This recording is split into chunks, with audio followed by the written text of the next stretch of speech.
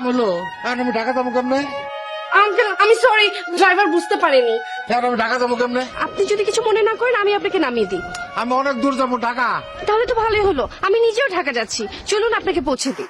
আপনার ওই গাড়িতে জি। কিছু মনে করবেন না, আর মলম পার্টি টাটি না তো? ছি ছি আঙ্কেল, আমি মলম পার্টি কেন হতে যাব? আমি তো দেলদুয়ারের তালুকদার বাড়ির নাতনি। তালুকদার বাড়ি মেয়ে আপনি? জি। কোনো ভয় তো নেই না? যাওয়ার আগে আপনার এই ড্রেসটা চেঞ্জ করে দিব, একটা দোকানে যেয়ে আরেকটা নতুন ড্রেস কিনে তারপর আপনাকে চেঞ্জ করে দিব। Please uncle. আর ঢাকা কোথায় যাবেন আঙ্কেল? ঢাকা ভার্সিটিতে যাও। ওখানে কেউ আছে? আমার ছেলে তো এখানে পড়ে। তাই নাকি? তা কত ব্যাচ, কোন ডিপার্টমেন্টে? তো কিছু তো আমি বলতে পারবো না মা। আমিও ঢাকা ইউনিভার্সিটিতে পড়ি আঙ্কেল, তাই জানতে চাইলাম। আপনি মনে হয় সব জানেন না। জেলা কি নাম আপনার ছেলে? জাকি। না, এই নামে তো কাউকে মনে পড়ছে না। আমার ছেলে যখন পড়াশোনা ভালো, পড়াশোনা নিয়ে থাকে, কারোর সাথে তেমন মিশে না, এই জন্য মনে হচ্ছিল। এই তো চলে এসেছি। আচ্ছা শোনো, আজকে আসার সময় একটা আঙ্কেলের গায়ে পানি ছিটিয়ে ভিজিয়ে দিয়েছি, তাকে সাথে করে নিয়েই ঢাকায় ফিরছি। সব থেকে মজার ব্যাপার হলো তার ছেলেও নাকি আমাদের ইউনিভার্সিটিতে পড়ে। আঙ্কেল আমরা চলে এসেছি। আঙ্কেল এই হচ্ছে ঢাকা ইউনিভার্সিটি, আপনি যান তাহলে। এটা আমার হল, আমি তাহলে আমার হলে যাই। আপনারা অনেক ধন্যবাদ। বাবা আমার একটু উপকার করতে পারেন? কি হয়েছে আপনার? আমার ছেলে এই ভার্সিটিতে পড়ে, কোন ধরে খুঁজতেছি কিন্তু পাইতেছি না। আপনার ছেলের নাম কি? জাকির। তার মোবাইল নাম্বার নাই আপনার কাছে? মোবাইল একটা ছিল, 6 মাস ধরে আমার সাথে অভিমান করে এখনো যোগাযোগ করে। আমি তার জন্য নতুন ফোন কিনে নিয়েছি। আচ্ছা দাঁড়ান, দেখছি দাঁড়ান। গ্রাম থেকে এক চাচা এসে বুঝছে, বিপদে পড়ে গেছে। আচ্ছা ঠিক আছে লয়।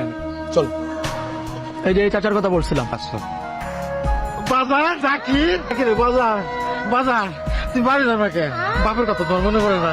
হ্যাঁ আরে চাচা কি বলেন আপনি? উনি জাকির হতে যাবে কেন? ও তো আমাদের বড় ভাই, জ্যাক ভাই। আপনি উল্টাপাল্টা বকতেছেন কেন? আমি আপনার ছেলে হতে যাবো কেন? বাজার আমি গ্রামের মানুষ হতে পারি, আমার লেখাপড়া না থাকতে পারে, তাই বলে আমি আমার পোলারে চিনবো না? এটা হয়? আরে বলছি তো আমি আপনার ছেলে না। এই সোজা কথা আপনার মাথায় ঢুকতেছে না? আর তুই কোত্থেকে সব আপু ধরে নিয়ে আসোস? সব প্রবলেম কি আমার কাছে নিয়ে আসতে হবে? সব আমার সলভ করতে হবে? এখন এই গ্রামের লোক ভাবতেছে আমি তার ছেলে। যা এখনই কেউ টাঙ্গালে বাস উঠে দিয়ে তাই সব ঝামেলা আমাকে তার আনবি না। কি হলো চালা, চলেন। আসলে আমার ভুল হয়েছে, সারাদিন রোদ্রে রোদ্রে ঘুরছি তো, মাথা ঠিক নেই। আমাকে মাফ করে দিয়ে আপনারে আমার ছেলে মনে করছিলাম।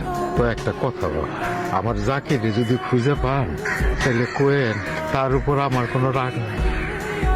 আমার তো একটাই ছেলে, তার উপর আমি কি রাগ করে থাকতে পারি বল? তুমি কখন আসলে? যখন তুমি তোমার বাবাকে চিনতে পারছিলে না, যখন তুমি ভুলে গিয়েছিলে যে তোমার নাম জাকির হোসেন মৃধা, তখন।